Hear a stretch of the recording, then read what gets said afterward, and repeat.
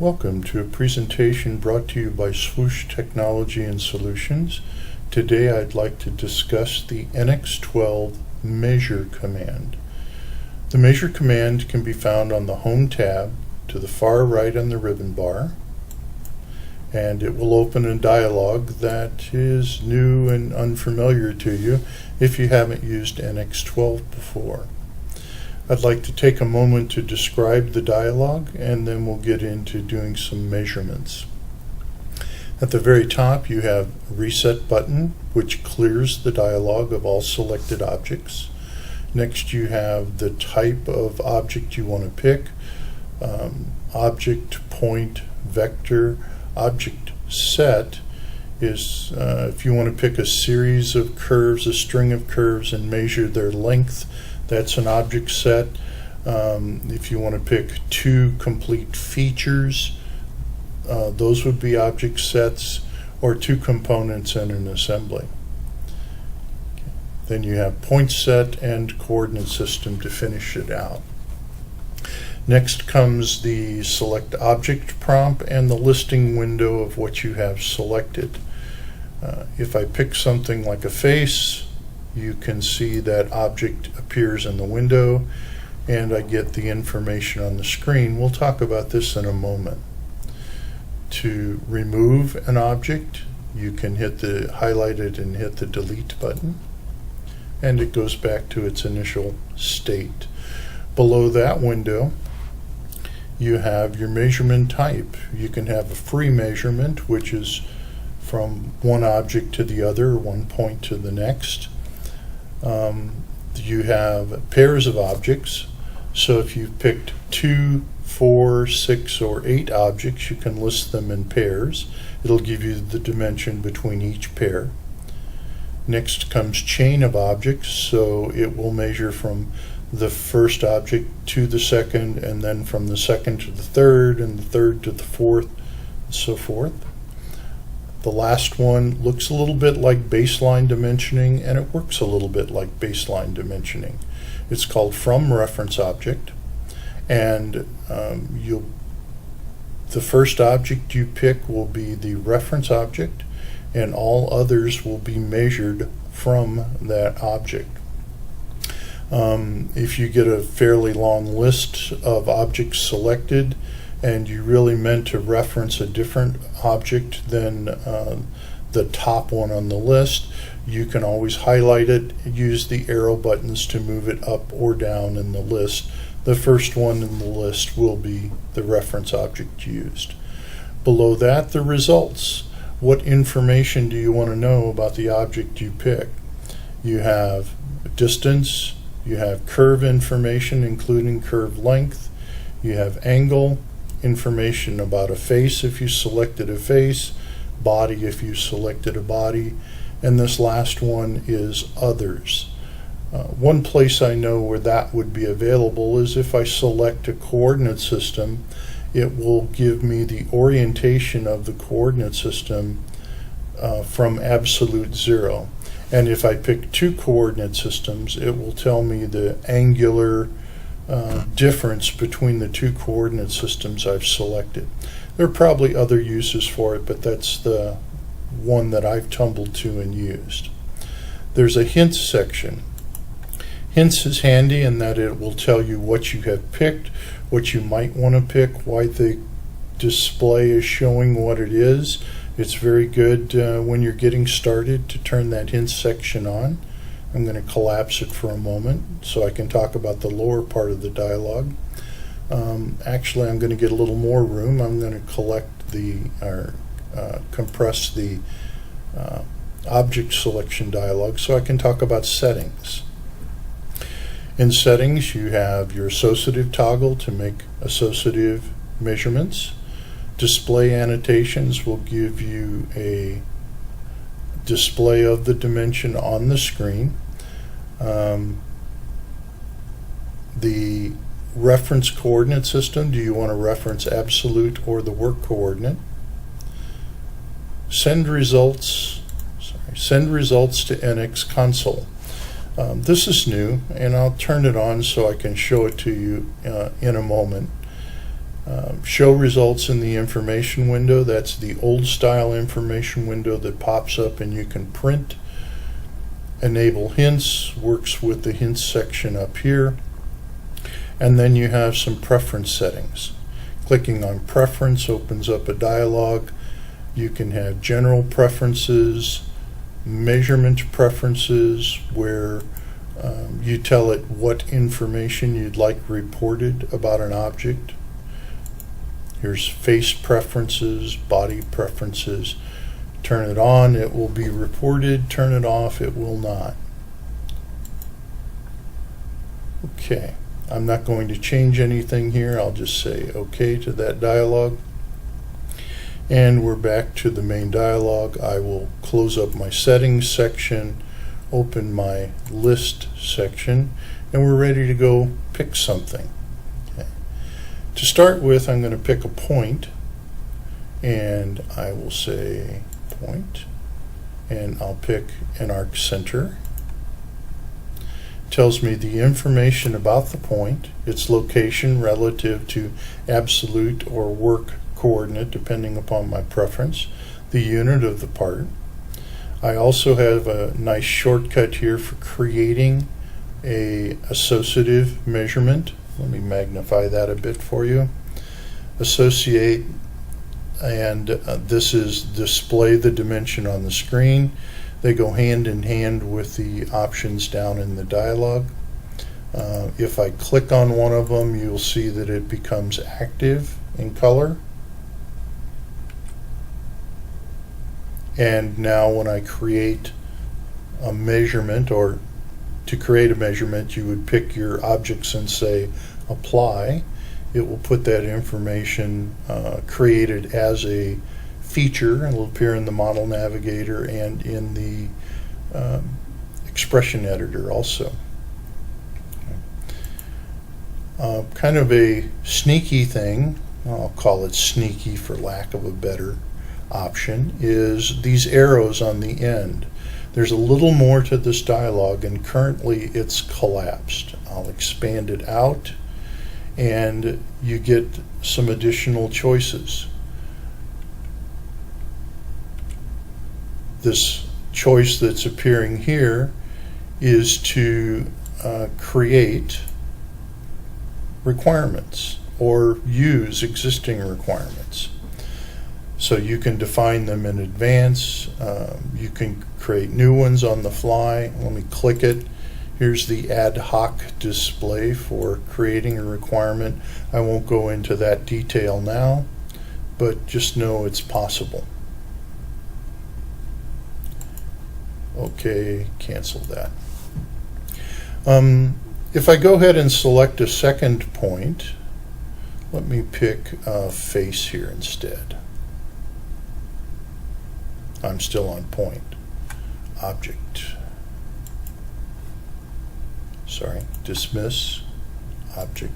I want to pick something other than another point so that you can see that's the minimum distance. Here's the maximum distance between those points on the graphics screen. And now that I've picked two objects, I have another icon over here, and again this is in kind of the sneaky expanded area. I can create that object. You know, you can create the line that is measured between those 2 points. I'll turn that on. It's non-associative, but when I say apply, I then get a dashed line on the screen showing me where that measurement came from. If you don't want that line, you can remove it. I'm going to cancel out of the dialog. I'll just pick it. From the quick pick, I'll say delete it, and it goes away. Okay, let me bring measurement back up again.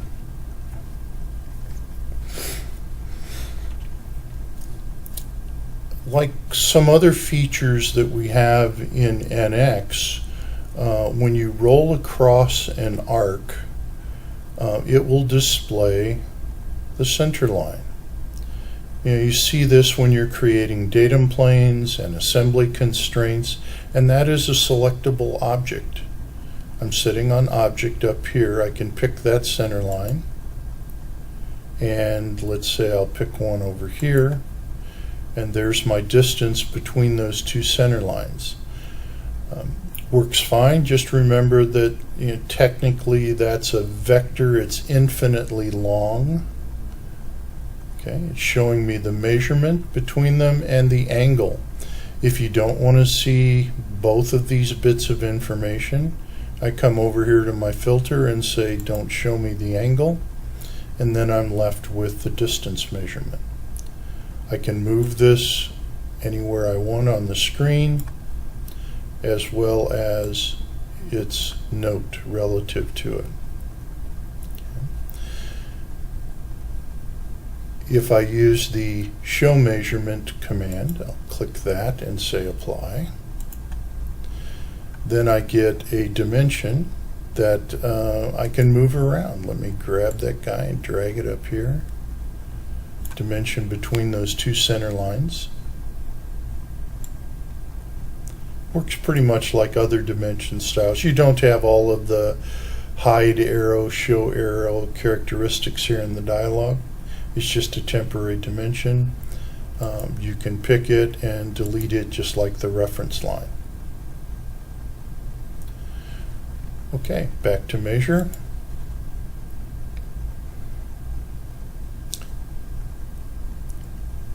Picking objects. If you pick one object, you get information set up on your preferences. If you'd like to know about area or perimeter or center of gravity. And with center of gravity, we had always had the option to create a point there, or in this case a datum. That's hiding under those three arrows again. You can click that on, and when you say apply or OK, it will create a datum target at that location for this example. So always look at that little hiding window that's there. If I pick another object like this face, okay, I've got a dimension there. It's telling me it's maximum because that's the last thing I did. I'll change it back to minimum. Okay, there's the minimum distance between those two objects, but it's still not quite what I wanted. As you can see, it's on a bit of an angle because of the edges that I picked, and that'll bring us to a topic of how do I do a projected distance. Well, for a projected distance, you add a vector to your selection list. So I come up here and choose vector. I want to measure in the direction of this line. Okay, and now I have a projected distance between those faces. That's maybe not the clearest one. Let me do a different measurement. I'm going to pick object 2 and say I don't want that one. And let's pick one out here in the front. Oops, sorry, I was still on vector. Let me delete that vector. Very easy to work with. I'll go back to object. Select this face. My vector is still in place, still active. It's telling me the projected distance. And you're probably thinking, oh, that's so different than I'm used to. Well, if you think about projected measurement in previous versions, the first thing it would ask you to do is define a vector that you want the measurement in, and then you pick the object. Here, same idea, just you can pick the vector at any time you want and add it to this list. So that's very handy to use. Okay, let me do a clear to reset things. Let's say that I wanted to look at this arc, and I'd like to know the measurement between this point on curve and this point on curve. They are associative. So I'm going to go to object. I'm going to pick this point. wait for my dot, dot, dot, and make sure I get the point and this point. And I get two readouts, one for the minimum distance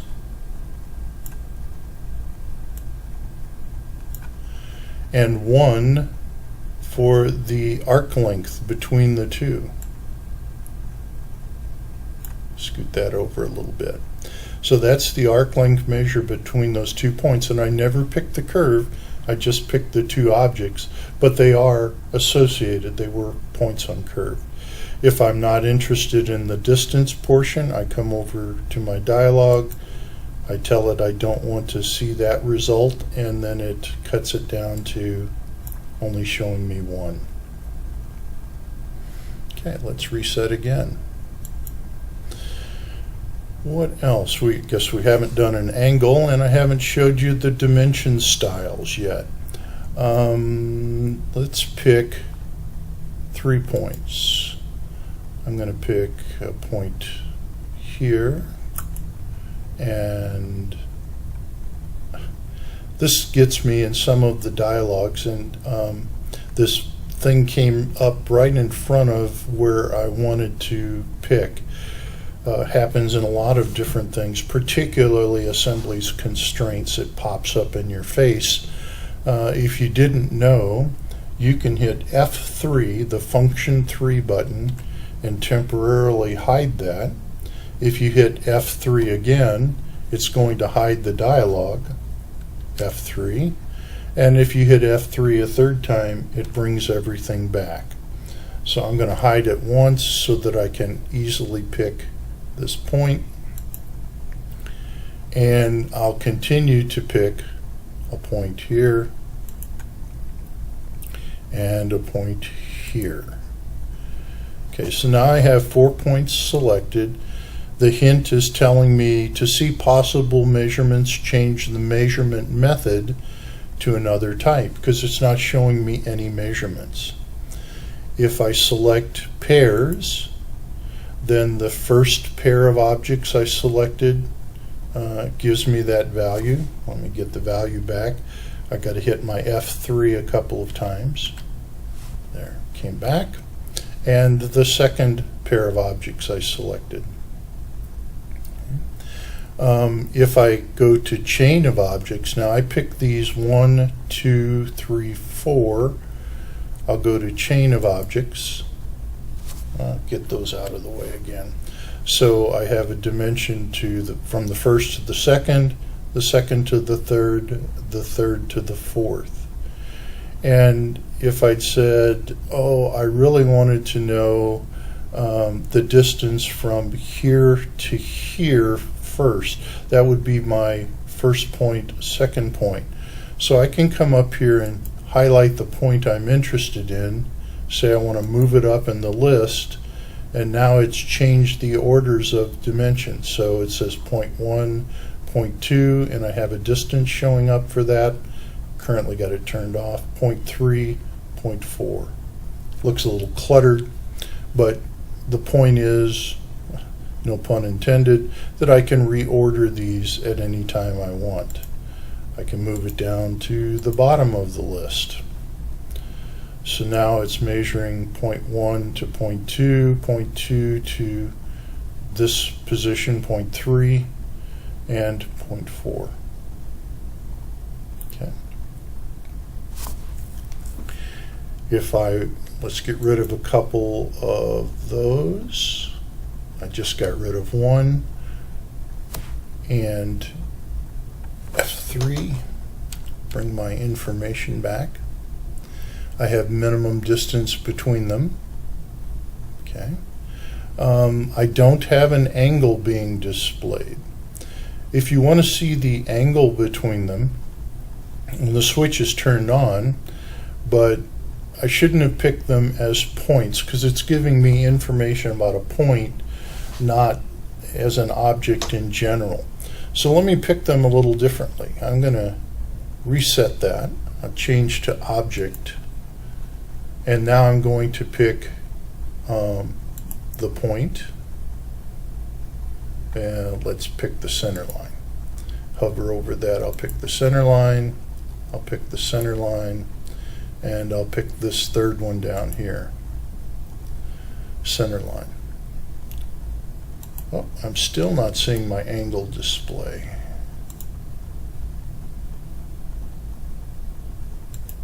Interesting. I thought I could make that come up by that method.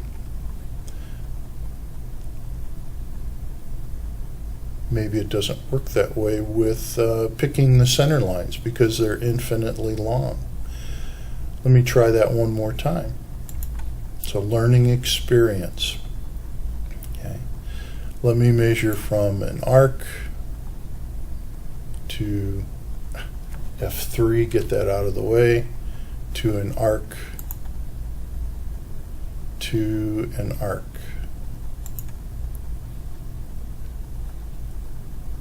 Still not getting it displayed.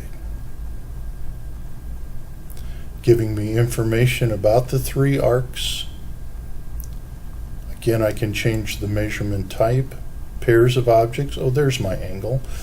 I wasn't on a correct type.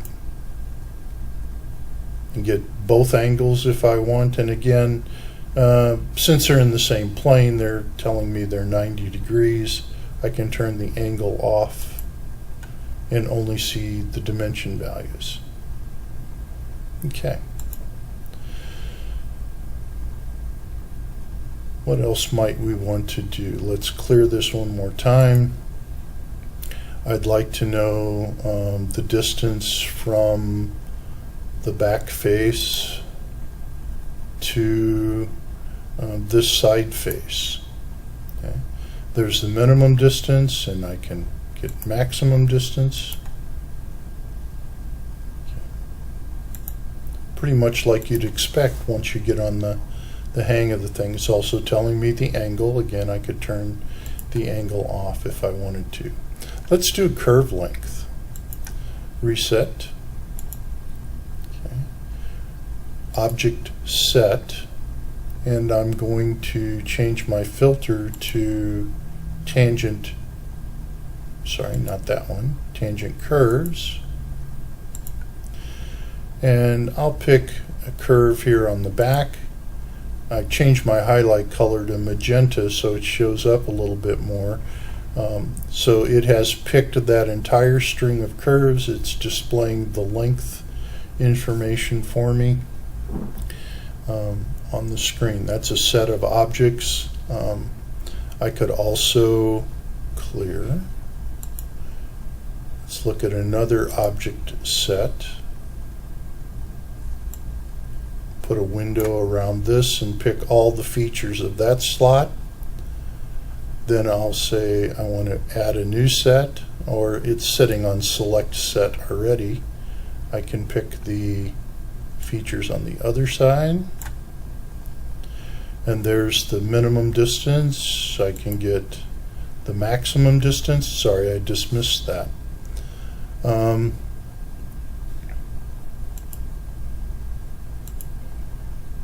That's interesting. It says none. Okay. I've got an edge there. Object set, put a rectangle. Sorry about that. It's easy to work with and experiment with because you can delete and reorder and select so nicely there. Maximum distance being displayed between those two sets of objects. Okay. So, very nice feature.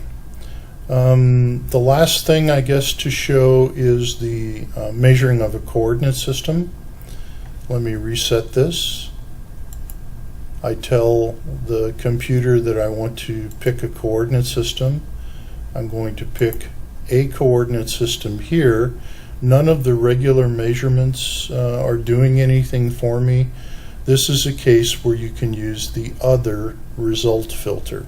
Clicking other will tell me the Euler angles relative to absolute. And if I go ahead and pick a second coordinate system, it'll tell me the Euler angles from the first to the second that I picked. Okay. And that should be pretty much help in getting started experimenting with the new measure command. I thank you for watching. Again, we are Swoosh Technology and Solutions. Our number is 314-293-3411. You can call if you have questions, and we'll try to assist you as best we can. We appreciate your service.